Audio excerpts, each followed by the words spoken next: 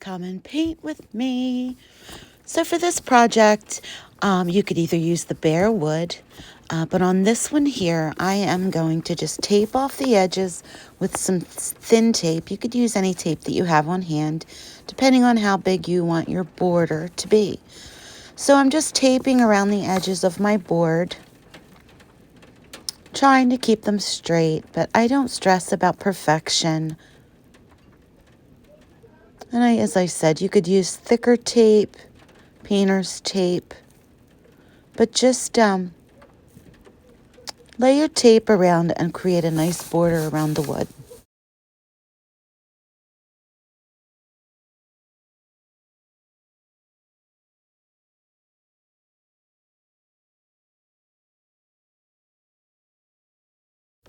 So I'm going to use a really pretty duck egg blue here. I'm just going to squirt a little bit of it onto my wood canvas, and I'm just going to paint.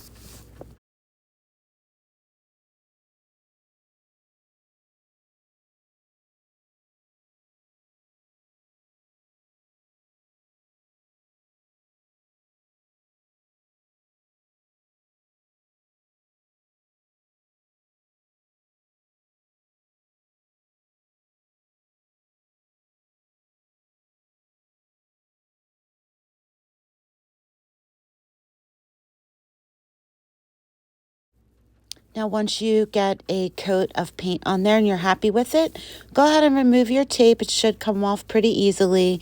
Check for your straight lines. Then go ahead and dry it real well so that we can move on to the next step, which would be transferring your pattern that is available to you with this video for the Mother's Day and the pink camellias. Feel free to use a different saying if you would like. But the steps would remain the same. So you'll see here, I'm just going to dry this real quick and then we'll get started.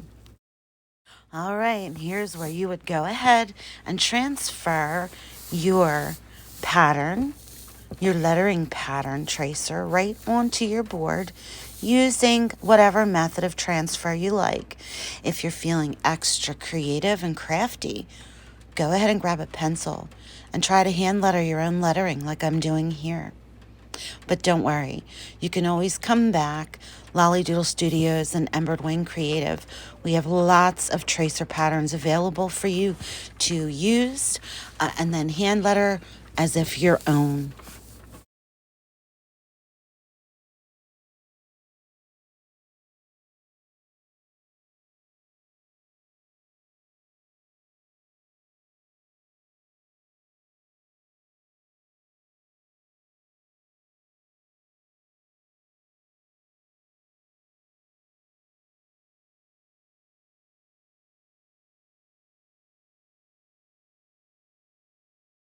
Oh, now get ready. Here's the fun part. This is the brush I'm using. These are some of my new favorite brushes. They're the Master's Touch brush. They're mini liners, and I am using the liner size 0. You'll see here. And my favorite, the Black Deco Art paint. And I'm just using, believe it or not, the cap off of a water bottle. I like to use very little bits of paint because as long as it sits out, it gets thick. Then you have to keep adding water to it. So if you just use little bits at a time, it's the perfect consistency to letter. Now, if you've downloaded one of our tracers, you've already see the lines where they're thicker. They're your downstrokes and they're going to be thicker. So you can just fill them in as if coloring or painting within the lines using the tip of your brush.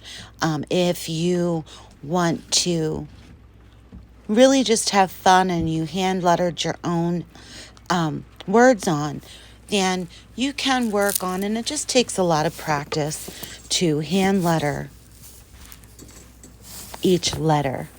And just remember, once you've learned the up and down strokes to make it look like calligraphy, you're just going to remember to make your up strokes thin and any strokes that go downward a little bit thicker. That just gives it that calligraphy look. Take your time. It takes a lot of time. I'm a little bit faster than I would expect for you to be, but just have some fun with it. And the good thing about doing a colored background instead of the plain wood is that if you do happen to make a mistake, let it dry. Let it dry. Sand over that one little spot if it's a little lumpy. And a little hack that I have for that is to use a small nail file. Just sand over that black paint to make it smooth again. Paint over it with the blue paint, and you're ready as soon as that blue paint dries to put your letters back in.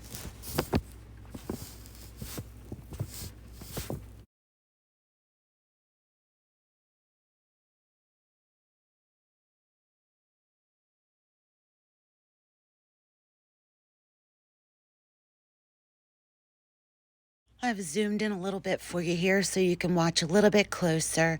Just keep dipping the tip of that brush into your black paint. If you get too much, make sure you clean the brush and keep your paint in a nice consistency. You'll see to start, I put the brush down, tip down, and sort of press. Then I lift and I pull back towards myself. You'll notice that when I work, I do a lot of pulling back towards myself. I have better luck controlling my lines when I'm pulling. Now, whether you're pulling towards yourself or pulling away from yourself, you should get a nice consistent line. If you are pushing the brush, you are not going to get a nice line. Just slowly continue going over your tracer pattern, filling in those thick lines. See thick? You'll see me lift that brush back up to the tip and bring that thin line down. Here's another thin line. Just try to make the transitions look smooth. And have some fun with it, guys. Take your time. If you get frustrated, put it down, walk away, take a break, and then come back. This should be fun and relaxing, not stressful.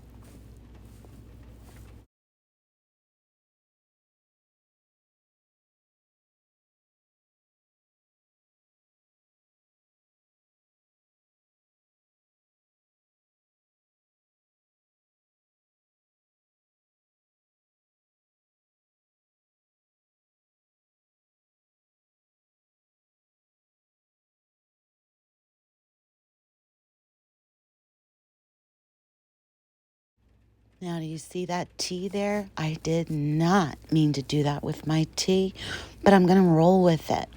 That's part of the beauty of a handmade project. Not everyone looks the same. I could do 100 of these, and each one will be a unique work of art. Each one will look different, but they all end up looking beautiful. And what you see as a mistake, others don't notice at all. So please, again, don't stress yourself about this.